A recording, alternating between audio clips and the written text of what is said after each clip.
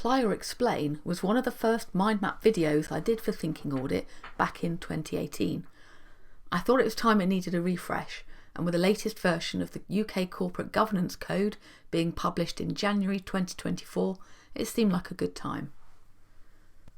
However, Comply or Explain is not limited to the FRC's Code of Governance.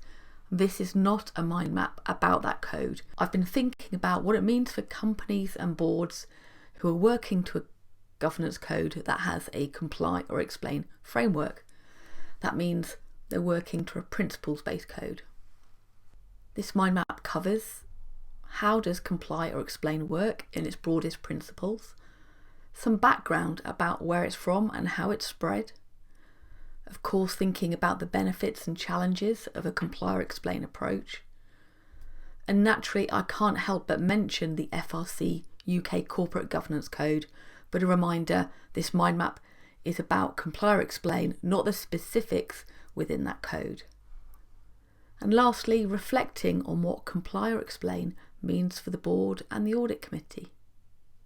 The approach of Comply or Explain has been core to UK corporate governance since the Cadbury report back in 1992, and it's become a core element of the approach to regulating listed companies.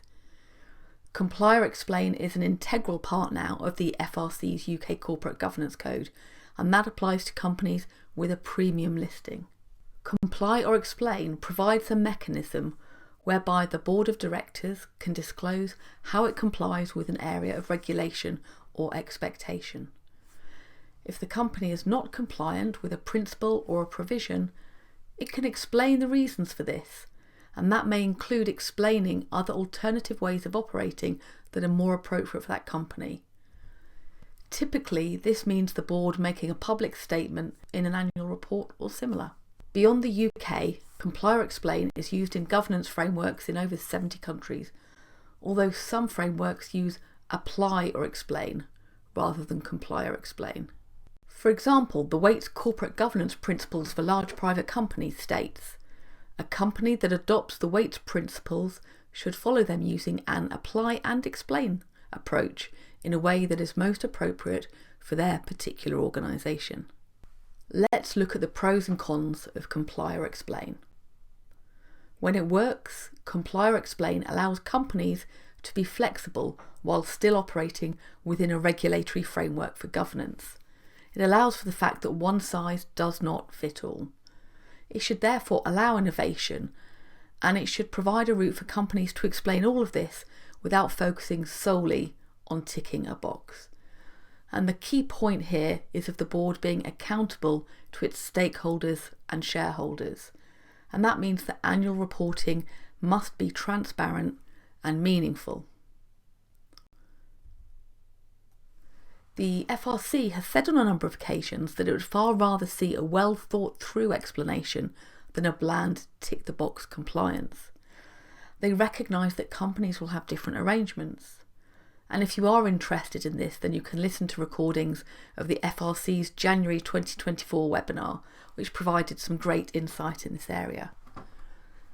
What this does mean, however, is that explanations need to be of really good quality and they need to be clear. While the framework allows a business to be innovative, do institutional investors have an appetite for explanations rather than just compliance?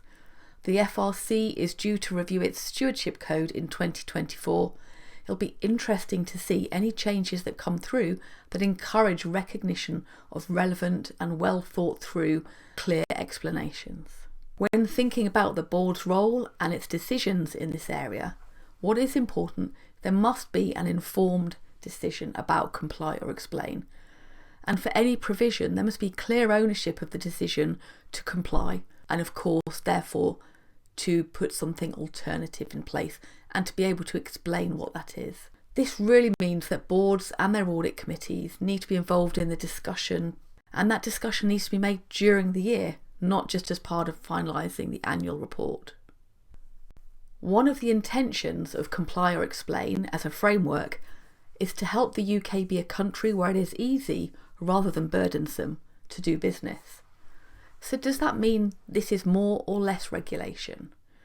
I suspect it may depend on the sector in which you work and your personal experience and preferences whether you think that's a good thing or a bad thing.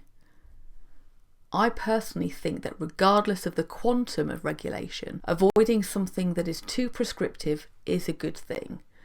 Encouraging something that helps people be clear to their stakeholders and shareholders is a good thing.